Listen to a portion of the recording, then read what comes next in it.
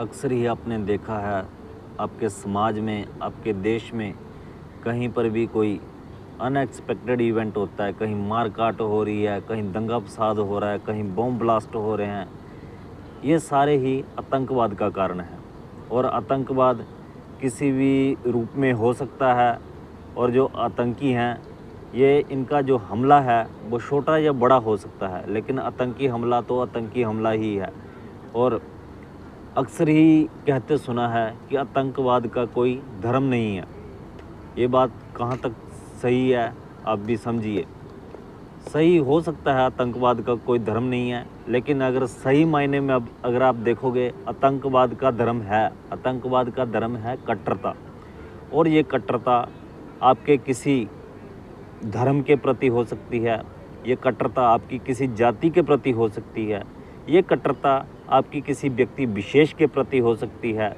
जैसे मान लो आपके जहन में डाल दिया जाए कि सारी ही हर चीज़ जो है किसी एक धर्म की है और जो बाकी हैं वो सभी अधर्मी हैं, तो इंसान के दिमाग में ये डाल दिया जाता है कि तुम्हें अपने धर्म की रक्षा करनी है। हालांकि उल्टा अगर आप धर्म के प्रति कट्टरता है, धर्म को आपकी रक्षा करनी चाहिए, लेकिन यहाँ पे विषय कुछ उल्टा हो जाता है। आपको बताया जाता है, आपके जहन में डाला जाता है कि आपको धर्म की रक्षा करनी है और बताया जाता है कि जो दूसरे धर्म के लोग हैं वो सभी आपके दुश्मन हैं।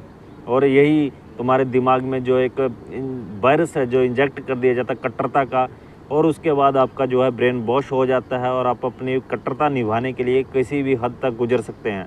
हालांकि इस कट्टरता को निभाने के लिए आपको एक प्रशिक्षण दिया जाता है कि आपको मरने के बाद अगर आप ये कार्य अपने धर्म को बचाने की खातिर ये मरते हो तो आपको जन्नत या स्वर्ग नसीब होगा, और आप उस जन्नत या स्वर्ग के चक्कर में अपने आप को मारने तक के लिए तैयार हो जाते हैं। अक्सर आपने देखा है कई लोग जो हैं अपने साथ बम बांध के, नहीं तो किसी के साथ लफड़ा करके, किसी के साथ मार काट करके अपने धर्म की रक्षा करने को धर्म की रक्षा बोलते हैं, लेकिन ये कतई आपके धर्म की रक्षा नहीं है। ये सिर्फ आपका ब्रेन वॉश है और इसके पीछे बहुत बड़ी शक्तियाँ कार्य कर रही हैं जो कि आपको इस दुनिया से मिटाने की कोशिश कर रही हैं, मिटाना ही चाहती हैं। और आप खुद ब खुद इस चीज़ को आगे लेके आते हैं, खुद ब खुद अपने आप को मारते हैं।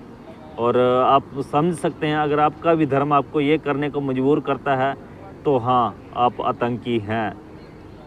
आप समझ सकते हैं आप आतंकी हैं। अगर आपकी जाति आपको बोलती है कि आपसे बड़ा कोई नहीं है, बाकी सारे नीचे हैं, किसी को नीचा दिखाने की कोशिश करती है, तो आप आतंकी हैं। हाँ, आप आतंकी हैं।